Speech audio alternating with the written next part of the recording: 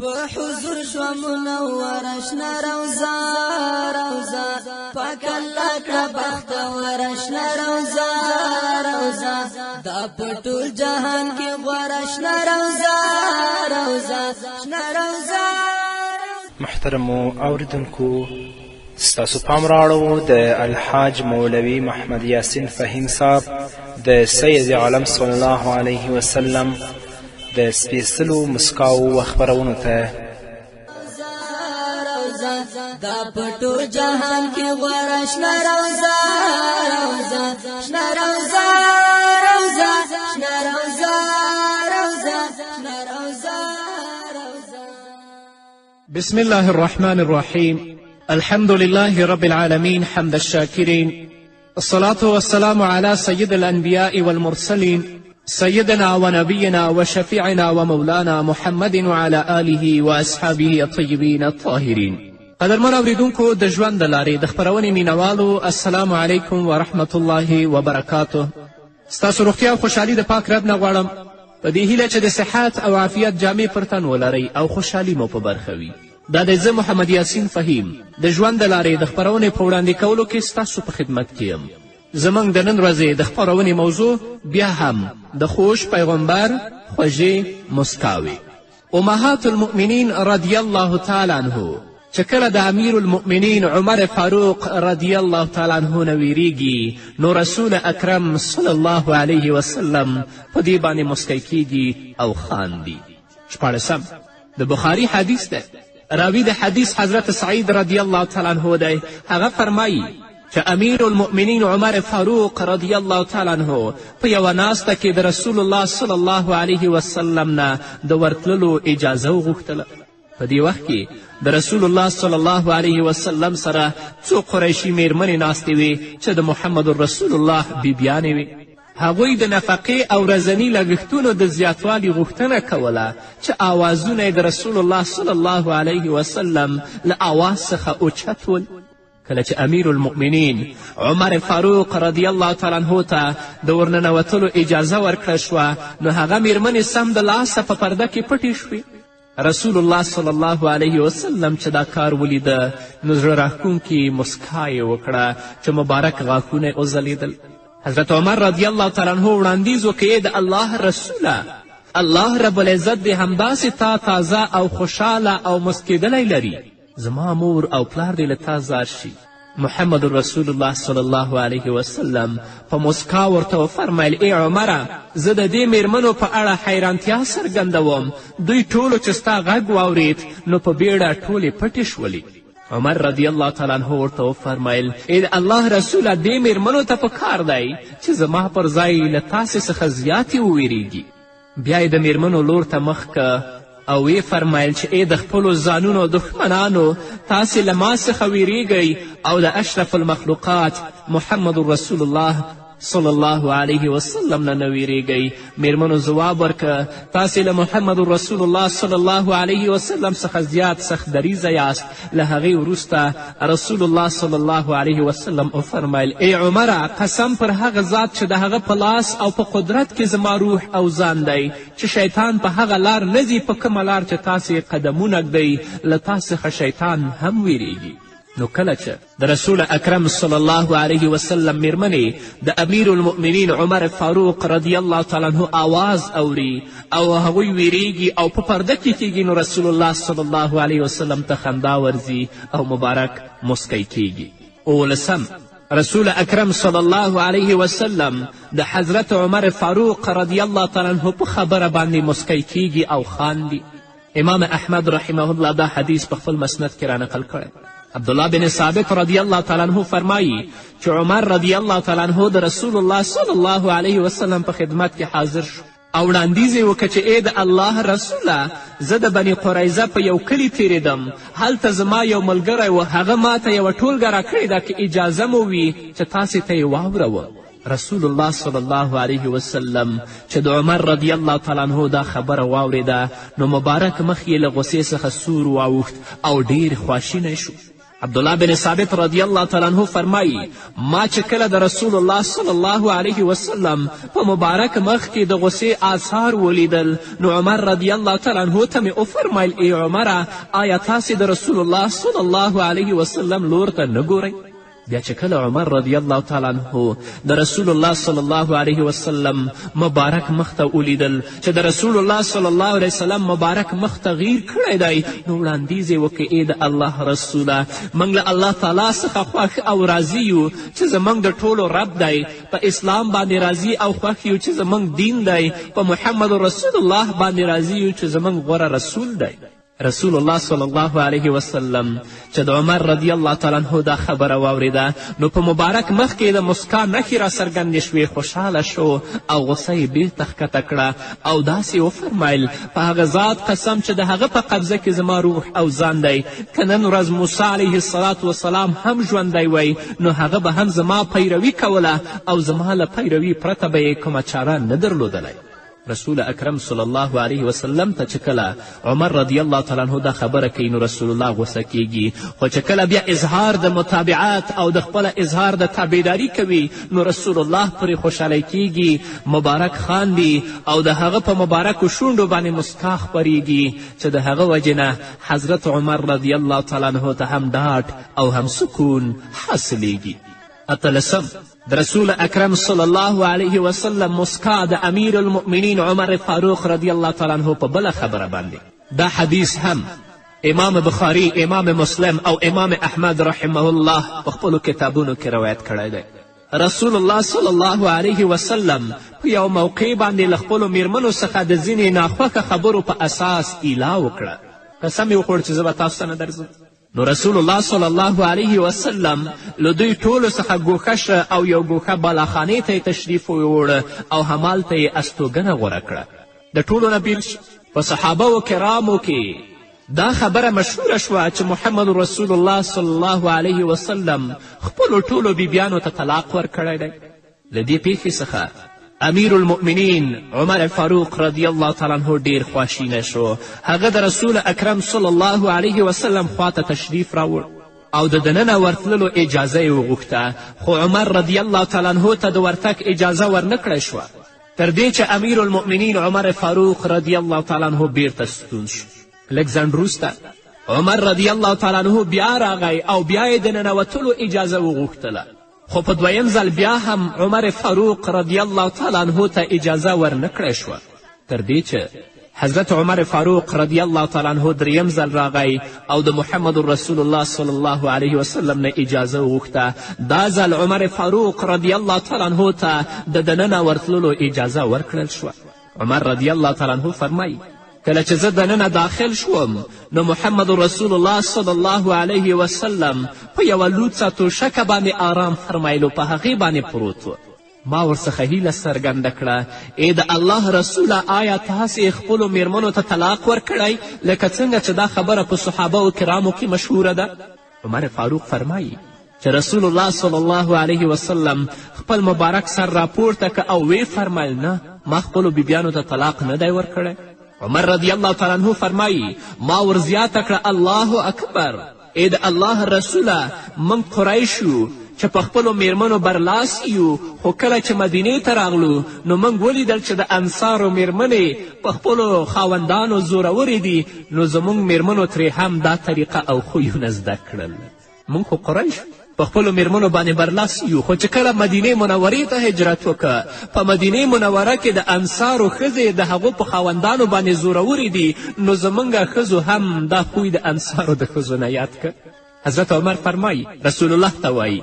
یوه ورځ زه له خپلې میرمنې څخه خفه شوم نو هغې ما ته ستغ ځواب راکړه. ما ته د هغې خبره بده ولګېده نو راته ویې فرمیل تا ته زما ځواب بد ولګېده په الله باندې قسم چې د رسول الله صلی الله علیه وسلم میرمنې چې کله رسول الله صلی الله علیه وسلم ته د کمې خبرې ځواب ورګرځوي نو رسول الله صلی الله علیه وسلم ترې خفه شي او خپلې میرمنې ټوله ورځ په هغه ماغه خواشینۍ کې پرېږدي. عمر فاروق رضی الله تعالی عنه فرمایي چې ما خپلې ښځې ته وویل کومې میرمنې چې دا کار هم وکړه هغه رسوا او شرمنده شوه او په لوی زیان کې راښکیله شوه که د رسول الله صلی الله علیه وسلم د ناخوښي او خفګان په ذریعه الله رب العزت کوم قهر نازل که نو هغه ښځه به هلاکه او برباده شي. عمر فاروق دا ټولې خبرې رسول الله صلی الله علیه وسلم ته وکړې. رسول الله صلی الله علیه وسلم چې د عمر رضی الله تعالی عنه دا خبره واورېده نو په خندا او مبارک غاښونه یې د مسکا له امله سپین وځلېدل چې د هغه د شفقت انوار په حضرت عمر رضی الله تعالی عنه باندې هم پرېوتل. عمر رضی الله تعالی عنه فرمایي چې ما رسول اکرم صلی الله علیه وسلم ته وړاندیز وکړ زه نن ورځ د حفصې څنګ ته ورغلی وم. ما هغه پوه کړه چې خبردار، حفصه د عمر لور وه، چې خبردار په کومه دوکه کې پرې نوځې ستا بنه عایشه رضی الله تعالی عنها تر تا زیاته ښایسته ده او نبي علیه الصلاة وسلام تر ټولو زیاته ګرانه ده. عمر وایي رسول الله صلی الله علیه وسلم چې زما دا خبره واورېده نو بیا یې زړه راښکونکې مسکا وکړه، بیا یې وخندل. ما ورته وړاندیز وکړې ای د الله پیغمبره آیا نور دې هم وخندوم او زړه دې راتازه کړم؟ رسول الله صلی الله علیه وسلم راته وفرمیل هو. تر دې چې زه هلته کښېناستم او سر مې د بالاخانې په لور پورته که په الله قسم خورم چې هلته یوازې 3 شیان په نظر راغلل. ما رسول الله صلی الله علیه وسلم ته وړاندیز وکړې د الله تعالی محبوبه نبی دعا وکړه چې الله رب العزت ستا امت ته خوشحالي او پراختیا ور په برخه کړي. ان رسول الله په کور کې کښېنم. الله رب العزت د ایران او روم خلکو ته ډېرې خوښیانې وربخلي دي، حال دا چې هغوی د یو الله عبادت هم نه کوي. نو ای د الله رسوله دعا وکړه چې الله رب العزت ستا امت ته خوشحالي او پراختیا ور په برخه کړي.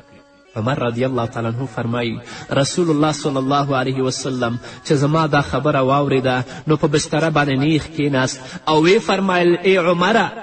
آیا تا ته لا تر اوسه پورې شک دی کومو خلکو ته چې کوم نعمتونه په دنیا کې ورکول شوي دي هغه به موږ ته الله رب العزت په آخرت کې راکوي. د ایران او روم خلکو ته خو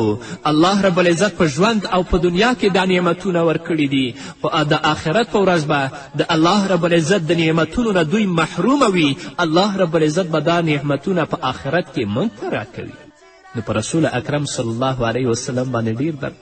چې خپلو میرمنو د نفقې غوښتنه ترې نه کوله. هغه د رسول الله صلی الله علیه وسلم په وس کې نه و، رسول الله ته یې ګوښه شوی و. حضرت عمر فاروق رضی الله تعالی عنه ورځي رسول اکرم صلی الله علیه وسلم په خندا کوي او د محمد رسول الله په مبارکو شونډو باندې مسکا خپریږي.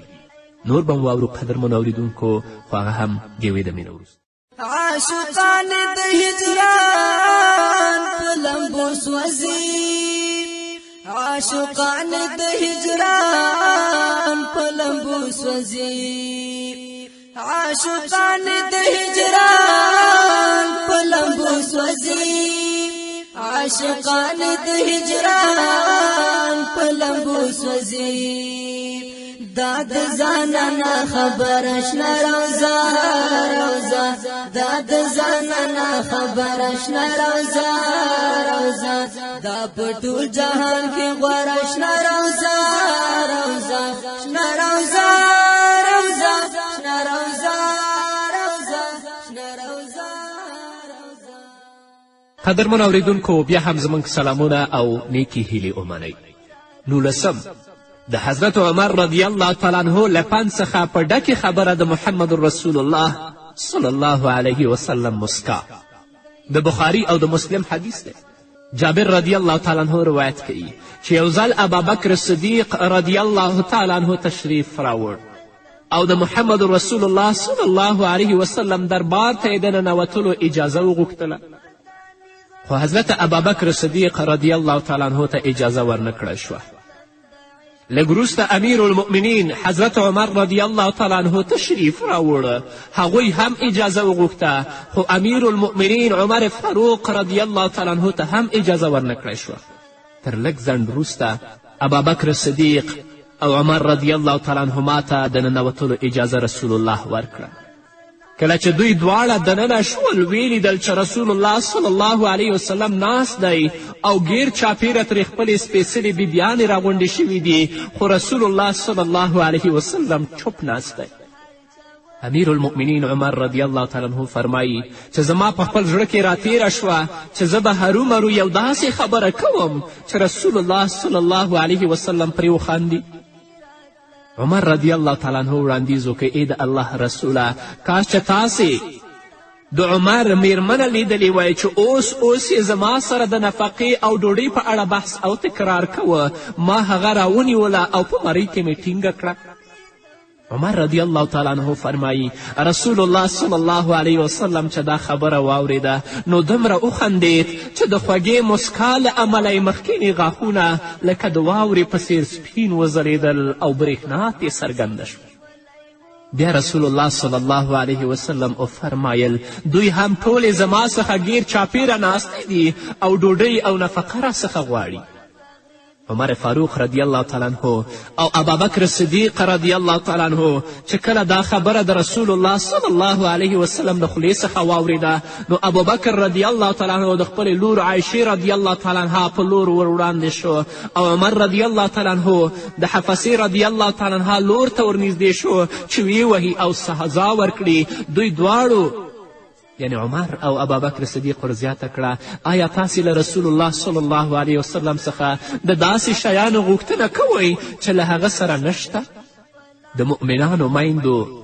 سپېڅلو بیبیانو چې دا حال ولیده نو ټولو په یوه خوله وویل موږ به له دې وروسته له محمد رسول الله صلی الله علیه وسلم څخه داسې شی نه غواړو چې له ده سره نه وي. تاسو ګورئ رسول الله صلی الله علیه وسلم د بیبیانو ترمنځ ناست دی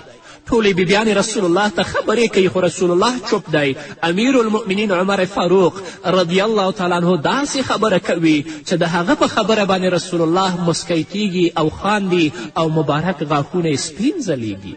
دا ورته وایي ای د الله رسوله کاشکې چې تا د عمر میرمن لیدلې وای چې اوس یې زما سره د نفقې او ډوډۍ په اړه بحث او تکرار کوه ما هغه ونیوله او په مرۍ کې مې ټینګه کړه. رسول الله چې دا خبره اوري نو دومره خاندي چې د خوږې مسکا له امله یې مخکیني غاښونه لکه د واورې سپین ځلیږي. نن ورځ هم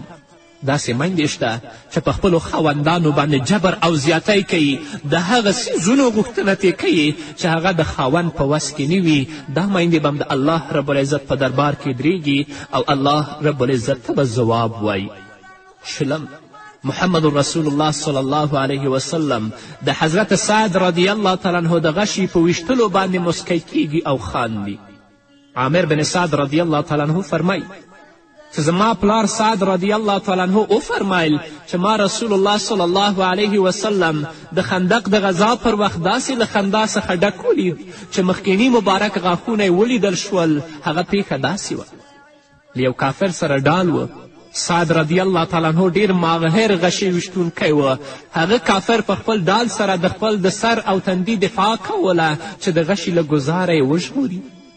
سعد رضی الله تعالی عنه د ده د ویشتلو لپاره یو غشی راوویست نو کافر سمدلاسه خپل سر اوچت که. سعد رضی الله تعالی عنه په ډیر فن او مهارت سره کافر په ټنډه په غشي وویشت چې له دې سره سم کافر په ځمکه راپرېوت او پښې یې له ځمکې راپورته شوې.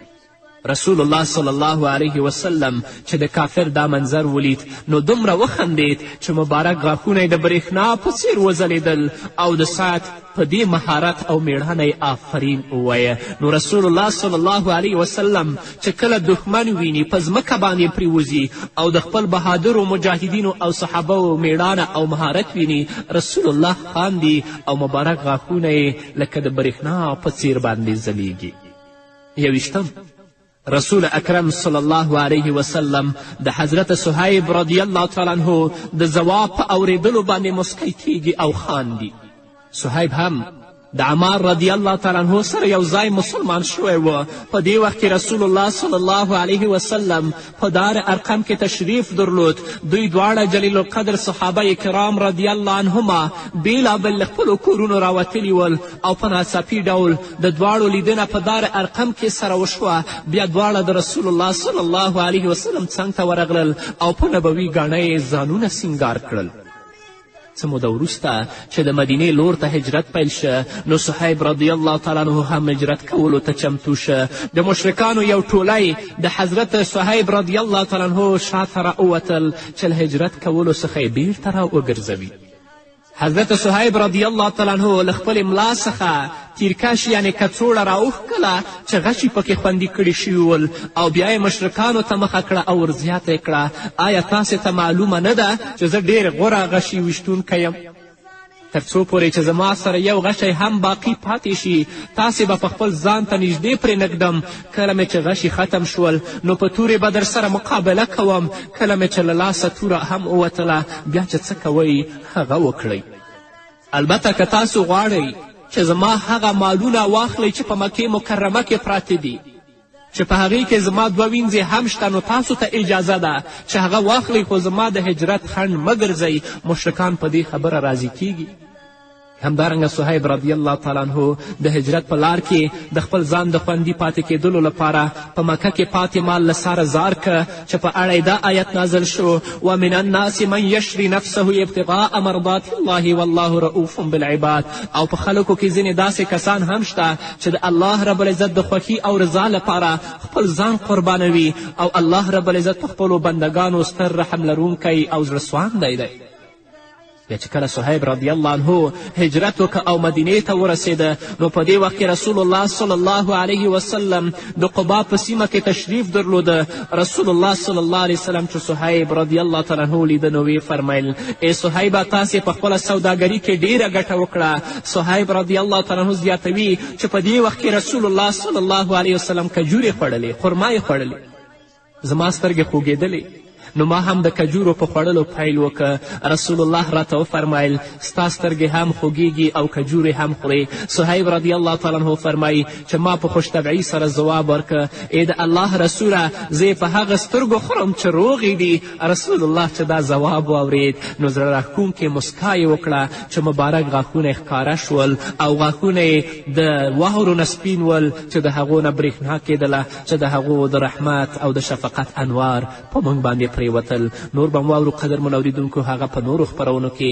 دا وه زموږ د نن ورځې خپرونه چې ستاسو درانه حضور ته وړاندې شوه تر بلې خپرونې پورې چې زه بیا هم ستاسو درانه حضور ته راځم تاسو ټول په پاک رب سپارم پاتې ژوندم نیکمرغه ښاد بریالي او کامیاب اوسئ پکې پروت د نازولی د سبحان می پکې پروت د نازولی د سبحان می پکې پروت د نازولی د سبحان می پکې پروت د نازولی د سبحان می د محفوظ د هر خطر اشنا روزا روزا د محفوظ د هر خطر اشنا روزا روزا دا پټول جهان کې غوړ اشنا روزا روزا اشنا روزا روزا اشنا روزا روزا اشنا روزا روزا په حضور شو منور اشنا روزا روزا پکلا کړه بخت ور اشنا روزا روزا دا پټول جهان کې غوړ اشنا روزا روزا اشنا روزا